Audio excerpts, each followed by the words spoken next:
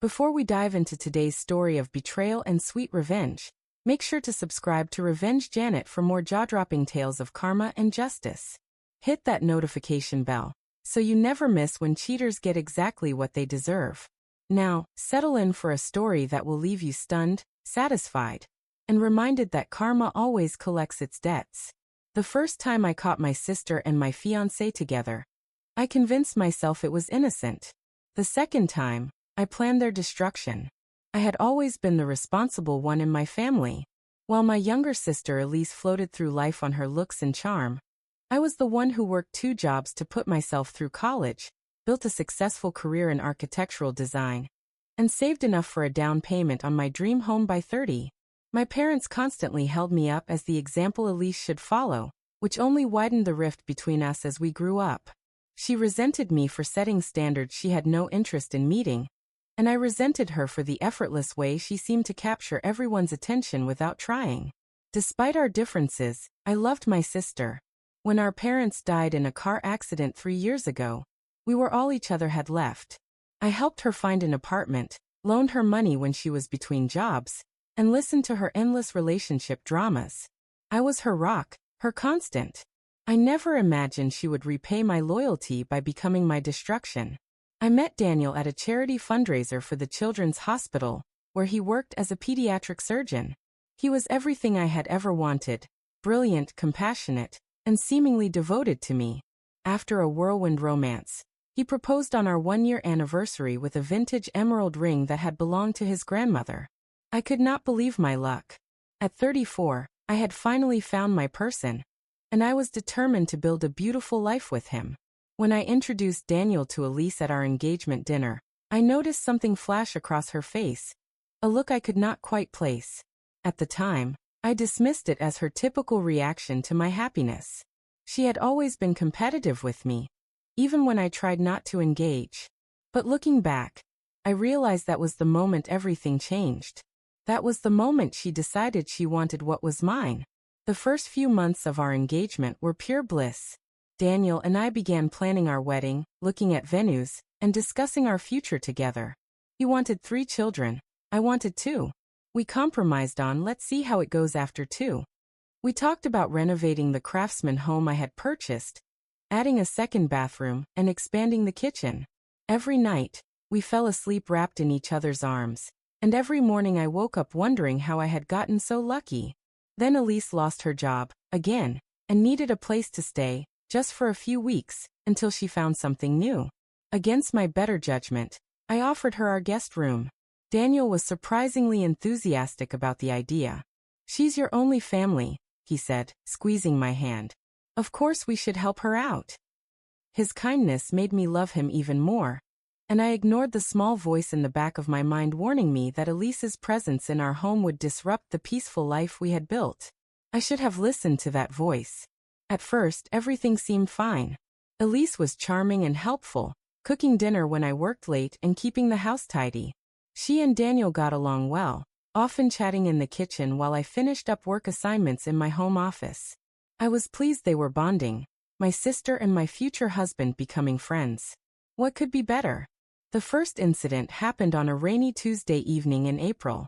I had been stuck in traffic for over an hour after a client meeting ran late. When I finally arrived home, drenched and exhausted, I found Daniel and Elise sitting close together on the sofa, laughing at something on her phone. They jumped apart when I entered, and there was an awkward moment of silence before Daniel rushed to take my wet coat. "We were just looking at old family photos," Elise explained, tucking her phone into her pocket. "I found some gems of you with that awful haircut in 11th grade. "You mean the one you convinced me to get because it would totally suit my face shape?" I replied, trying to keep my tone light despite the unease creeping through me. They both laughed a little too enthusiastically, and I told myself I was being paranoid. Daniel loved me. Elise was my sister. I was seeing problems where none existed because I was tired and stressed from work. But then I began noticing things. The way they would stop talking when I entered a room. How Daniel suddenly needed to work late several nights a week, something that had never happened before Elise moved in. The secret smiles they exchanged when they thought I was not looking. Still, I had no proof, And I did not want to accuse my fiancé and my sister of betraying me without evidence. The evidence came 3 weeks later. I had a migraine and left work early, not bothering to text anyone because I just wanted to take my medication and lie down in a dark room. When I pulled into our driveway, I noticed Daniel's car was there, though he should have been at the hospital for another 3 hours. My chest tightened as I unlocked the front door as quietly as possible. The house was silent except for muffled sounds coming from upstairs. I told myself there could be a perfectly innocent explanation as I climbed the stairs, each step feeling like lead. When I reached the landing, I followed the sounds to the guest bedroom, Elise's room, and pushed open the door that had been left slightly ajar. The sight that greeted me would be forever burned into my memory. My sister and my fiancé entangled on her bed, so lost in each other they did not even notice me standing there, watching my life implode in real time. I must have made a sound because suddenly they saw me. Daniel scrambled away from Elise, grabbing for his discarded clothes, his face a mask of guilt and panic. "Emma," he gasped. "This is not." "Do not," I whispered, my voice strangled. "Do not tell me this is not what it looks like." Elise pulled the sheet up to cover herself, tears already streaming down her face. "I am so sorry, Em. It just happened. We never meant to hurt you." "It just happened," I repeated, ice filling my veins. "Things like this do not just happen, Elise. You make choices. Both of you made choices." Daniel approached me, reaching for my arm. "Emma, please. We need to talk about this." I jerked away from him. "I have nothing to say to either of you. I want you both out of my house. Tonight." "Be reasonable," Daniel pleaded. "Where are we supposed to go?" The fact that he said we, automatically pairing himself with my sister, felt like another knife to my heart. "That is not my problem," I said coldly. "You have 2 hours. Anything left behind goes in the trash." I turned and walked out, ignoring their calls after me. Somehow I made it to my car before the tears came, blinding me until I had to pull over on the side of the road and let myself fall apart. That night, after they had both cleared out, Elise trying repeatedly to talk to me while Daniel silently loaded his possessions into his car, I sat alone in my house that no longer felt like home, and tried to make sense of what had happened. The two people I had trusted most in the world had betrayed me in the most painful way possible. The future I had planned, the family I thought I was building, had been destroyed in an instant. I should have known better. Elise had always wanted what I had: my parents' approval, my accomplishments, my stability. Why should Daniel be any different? And Daniel? What did it say about him that he could so easily betray the woman he claimed to love? Had anything between us been real? For 3 days, I did not leave my bed except to use the bathroom. I did not eat. I did not answer calls from work. I just lay there, replaying every moment of my relationship with Daniel, every interaction between him and Elise, looking for the signs I had missed. On the 4th day, I got up, showered, and made myself a piece of toast I could barely swallow.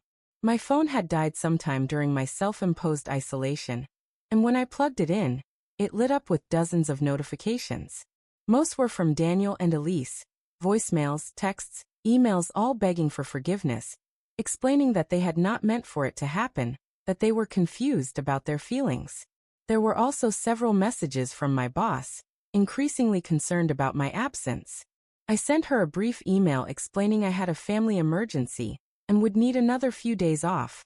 She responded immediately, telling me to take all the time I needed. The last message was from my friend Zoe, checking if we were still on for our monthly dinner that evening.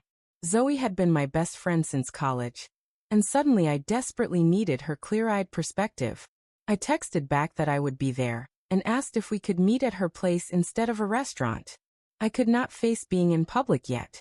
That night, over a bottle of wine and the comfort food Zoe had prepared, I told her everything. She listened without interrupting, her expression morphing from shock to fury as my story unfolded. "Those backstabbing, selfish pieces of garbage," she spat when I finished. "Please tell me you are not considering forgiving either of them." "I do not know what I am going to do," I admitted. "Part of me wants to just move away and start over somewhere new. Another part wants to make them feel exactly as devastated as I do right now." Zoe refilled my wine glass. The best revenge is living well, they say. But sometimes the best revenge is actually revenge. She was joking, mostly, but her words planted a seed in my mind. Why should I be the only one to suffer? Why should I walk away and let them have their happiness after they had destroyed mine? The more I thought about it, the more I realized I could not simply forgive and forget. I needed justice. I needed them to understand exactly what they had done to me. Over the next 2 weeks, I formulated my plan. I would not do anything illegal or physically harmful. I was hurt, not criminal. But I would make sure their betrayal cost them significantly. First, I needed information. Despite the pain it caused me, I responded to one of Daniel's many texts, agreeing to meet him for coffee to talk things through. He seemed pathetically grateful for the opportunity, which only fueled my determination. We met at a quiet cafe across town. Daniel looked terrible, unshaven, with dark circles under his eyes. Good, I thought viciously. He should be suffering. Emma, thank you for meeting me, he began, reaching for my hand across the table. I pulled my hand back. I am not here for reconciliation, Daniel. I just have questions I need answered before I can move on. He nodded, looking appropriately chastened. Of course. Anything. How long? I asked, my voice steady despite the churning in my stomach. He hesitated. It was only a few times, Emma. It did not mean anything. How long? I repeated. 3 weeks, he admitted, staring down at his untouched coffee. It started after that dinner party at Dr. Whitman's house. Elise was feeling low about her job situation, and I was just trying to comfort her, and somehow you ended up sleeping with my sister. I finished flatly. Repeatedly. While planning our wedding. He winced. It was a terrible mistake. I love you, Emma. Elise and I have both agreed it needs to stop. If you could just find it in your heart to forgive me, forgive us, we could work through this. I nearly laughed at his audacity. Are you and Elise still seeing each other? No, he said quickly, too quickly. I told you it was a mistake. It is over. I knew he was lying. Elise had accidentally tagged him in an Instagram post just the day before. A cozy dinner at a restaurant across town, before quickly deleting it.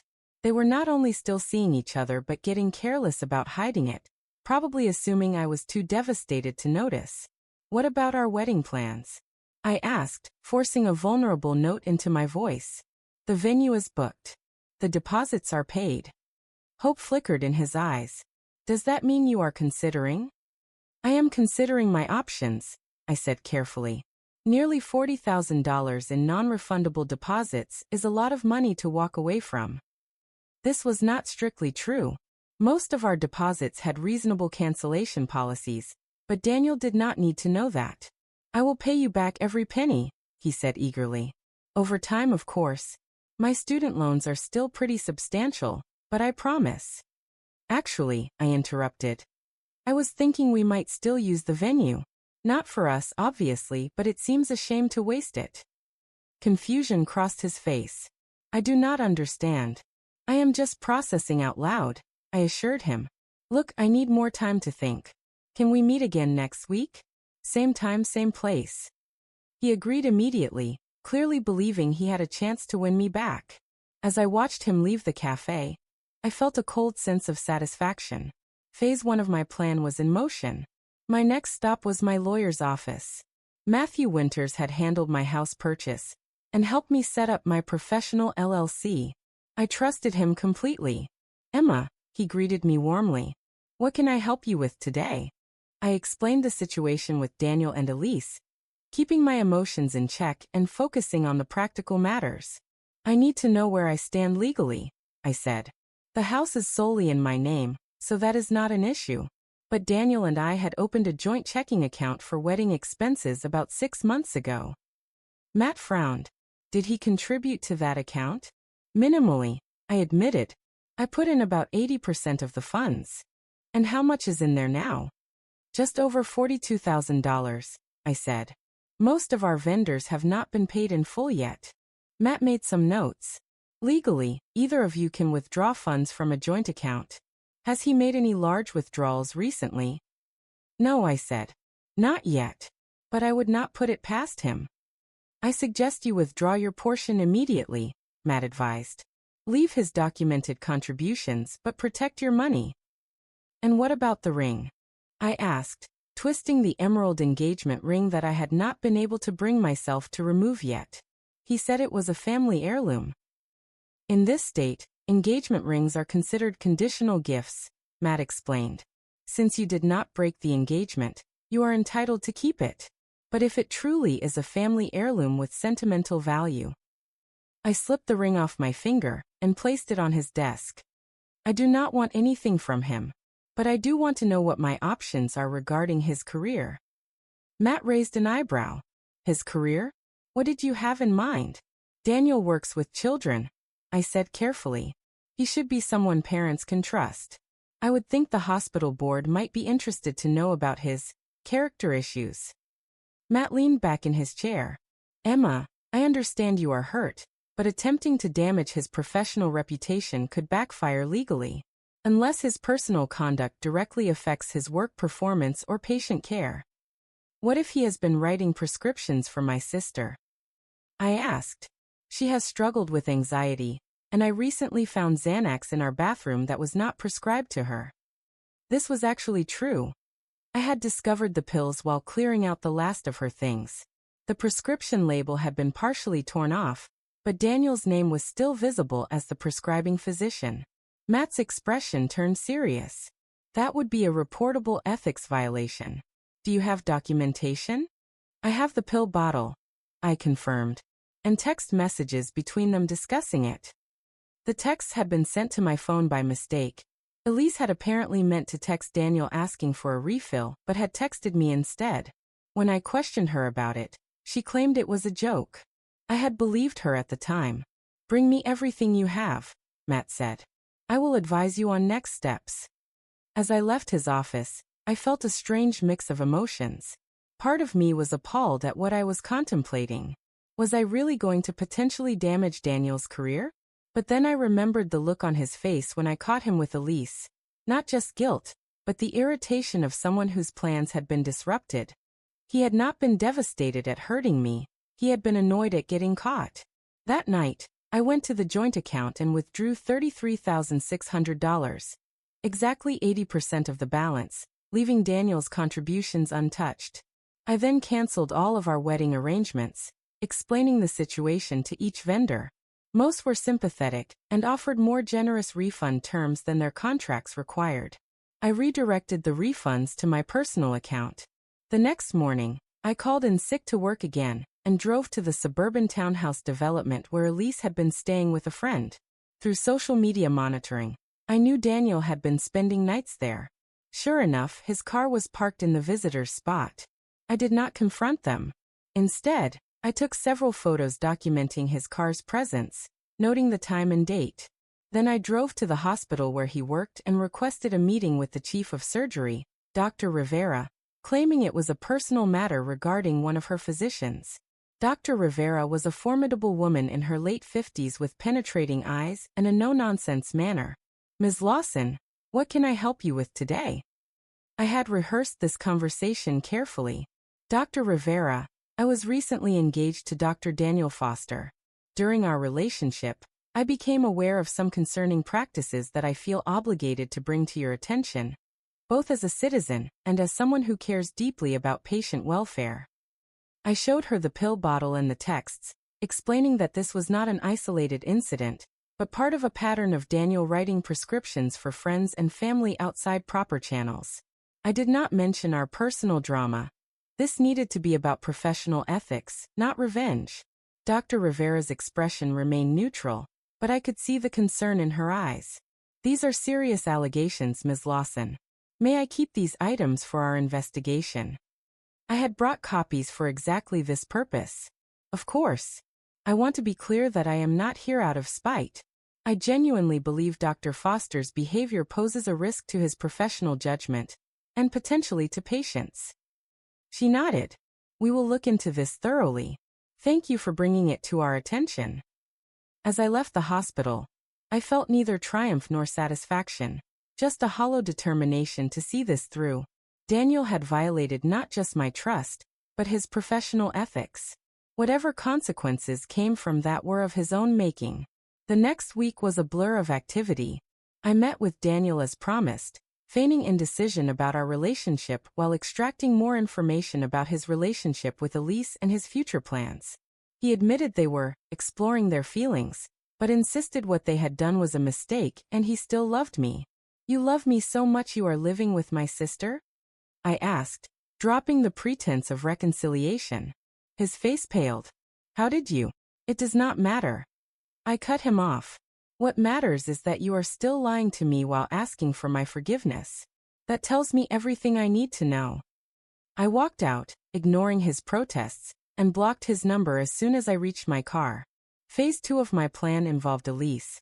Unlike Daniel, she had stopped trying to contact me after the first week, apparently accepting that I was not ready to forgive her. That was about to change. I called my Aunt Catherine, my mother's sister who lived in Seattle and had always favored Elise. Aunt Catherine had been estranged from my mother for years before her death, but she and Elise had maintained a relationship. "Emma," she exclaimed when I called. "What a lovely surprise. How are you, dear?" "Not well, Aunt Catherine," I said, allowing my voice to tremble slightly. "I recently discovered some concerning information about Elise that I thought you should know, given how generous you have been with her." Aunt Catherine had helped Elise financially many times over the years, including paying for her brief stint at community college and bailing her out of credit card debt. "What is it?" she asked, immediately concerned. "Is she in trouble?" "She has been seeing my fiancé behind my back," I said bluntly. "But that is not why I am calling. In the process of moving her things out of my house, I found some financial documents that worried me." This was not exactly a lie. I had found bank statements showing large cash deposits that Elise could not have earned from her sporadic employment, along with credit card statements showing she had opened cards in our parents' names after their death. I had confronted her about it at the time, and she had tearfully promised to close the accounts and pay them off. Clearly, she had not. I explained what I had found to Aunt Catherine, whose shock was palpable even through the phone. "I cannot believe she would do such a thing," she gasped. "Using your parents' identities after they passed, that is criminal." "I do not want to go to the police," I said, playing the concerned sister despite everything. "But I am worried about her. And I am worried that she might have done something similar with your information, given how close you two have been." There was a long silence on the other end of the line. "She asked for my social security number last month," Aunt Catherine finally said. "She said she was applying for a job that required family references and background checks. I did not think anything of it at the time, but now." My heart sank.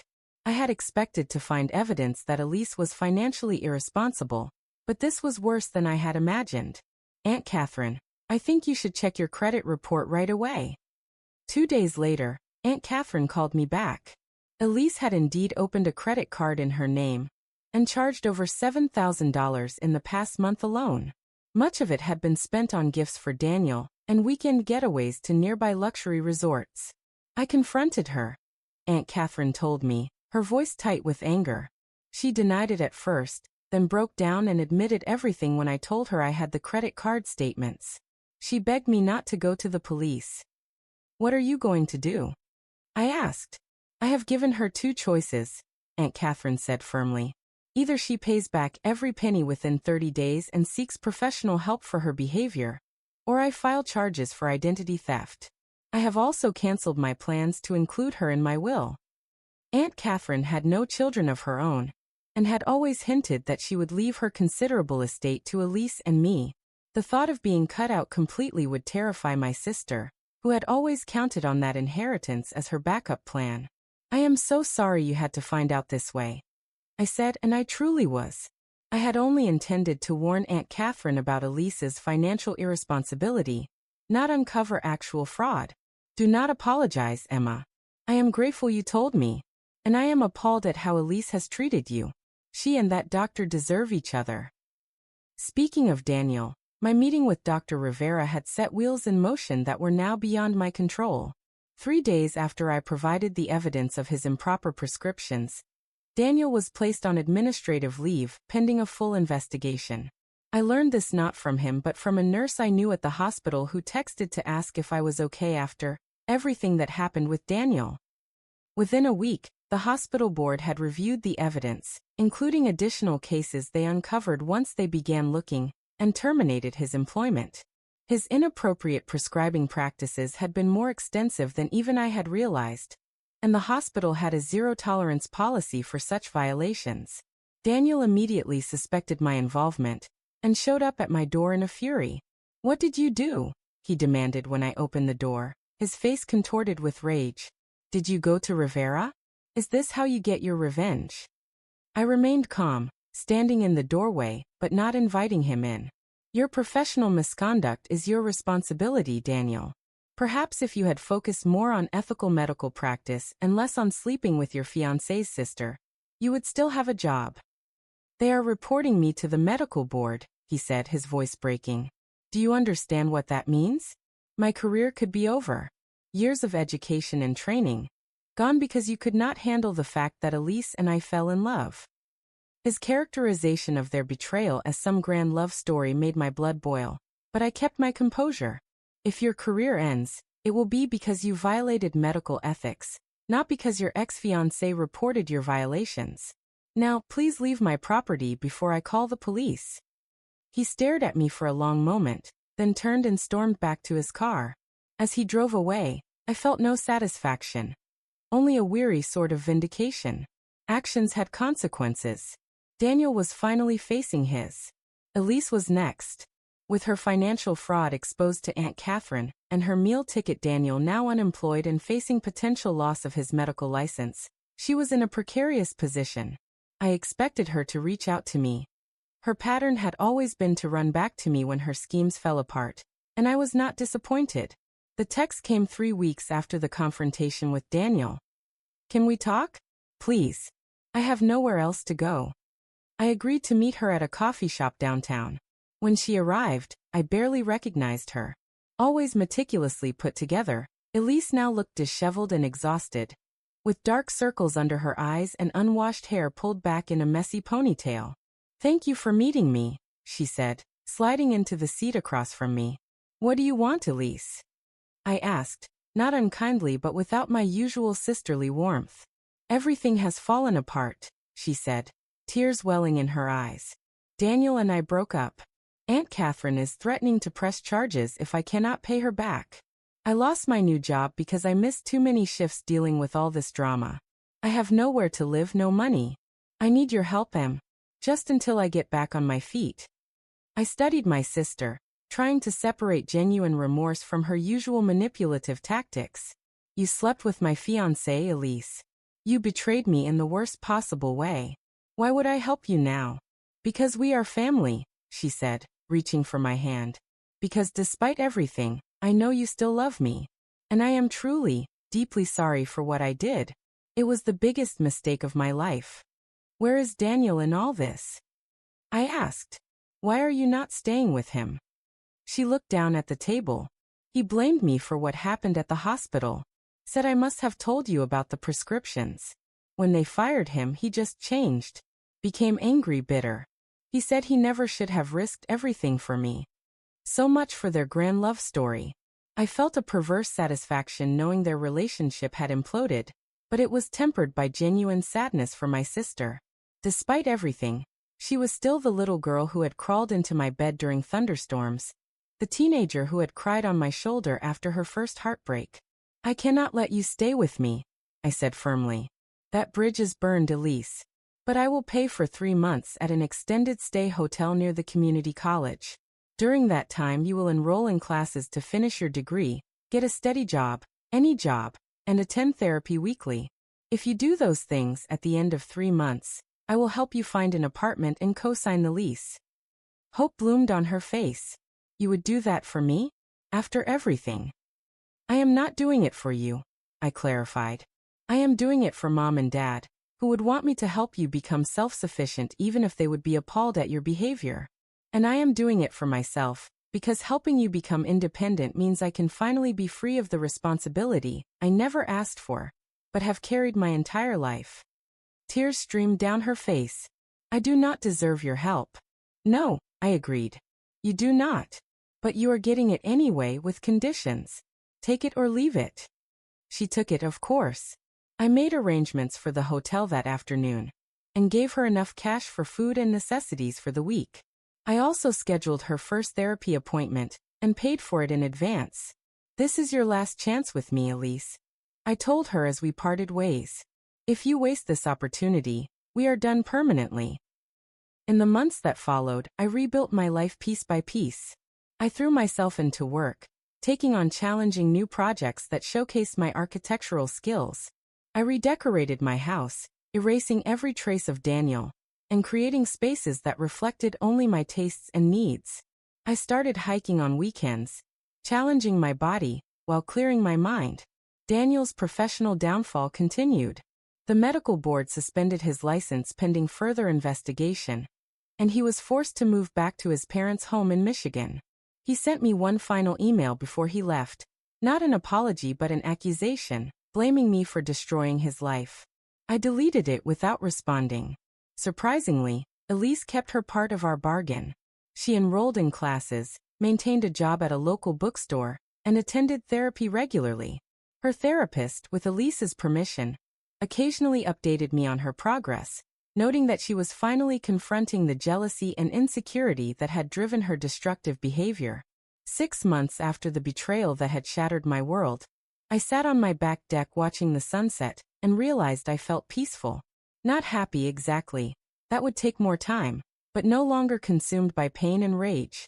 The revenge I had orchestrated had not been about causing Daniel and Elise pain, though it had. It had been about justice, about consequences proportional to actions, about restoring balance to a world that had been upended by betrayal. Daniel had violated my trust and his professional ethics. Now he was facing the professional consequences of those violations. Elise had betrayed me and continued her pattern of financial irresponsibility and manipulation. Now she was being forced to become accountable for her choices and develop healthier patterns. And I had survived. More than survived, I had reclaimed my life and my power. I had not allowed their betrayal to diminish me or define me. I had remained true to my values even in my revenge, never stooping to illegal or truly vindictive actions, focusing instead on ensuring natural consequences flowed from their choices. Was it perfect justice? No. Nothing could erase the memory of finding them together. Nothing could restore my trust in love or family that had been so profoundly damaged. But it was enough. Enough for me to begin to heal, to look forward rather than backward, to believe that something better awaited me in the future. 1 year to the day after I discovered the betrayal, I received a letter from Elise. She had completed her associate's degree and been accepted to a 4-year college to finish her bachelor's. She had maintained steady employment and continued her therapy. She wrote, "I know I can never fully repair what I broke between us, Emma. Some betrayals are too profound for complete forgiveness. But I want you to know that your tough love, forcing me to face consequences while still offering me a path forward, saved me from myself. For the first time in my life, I am building something real, something sustainable. I am finally becoming the sister you deserve, even if it is too late for us to reclaim what we had." I cried as I read her words, not from pain but from a complex mix of grief, pride, and cautious hope. We would never again have the sisterly relationship I had valued, but perhaps someday we could build something new. Something based on mutual respect rather than my endless giving and her endless taking. As for Daniel, I heard through mutual acquaintances that his medical license had been permanently revoked in our state. He had moved to Arizona and was working in pharmaceutical sales, a significant step down from pediatric surgery, but at least related to his field of knowledge. In the end, the revenge I had set in motion had not been about destroying them, but about ensuring they could not simply walk away unscathed from the devastation they had caused. It had been about making sure that betrayal carried a cost, a proportional cost that reflected the severity of their actions.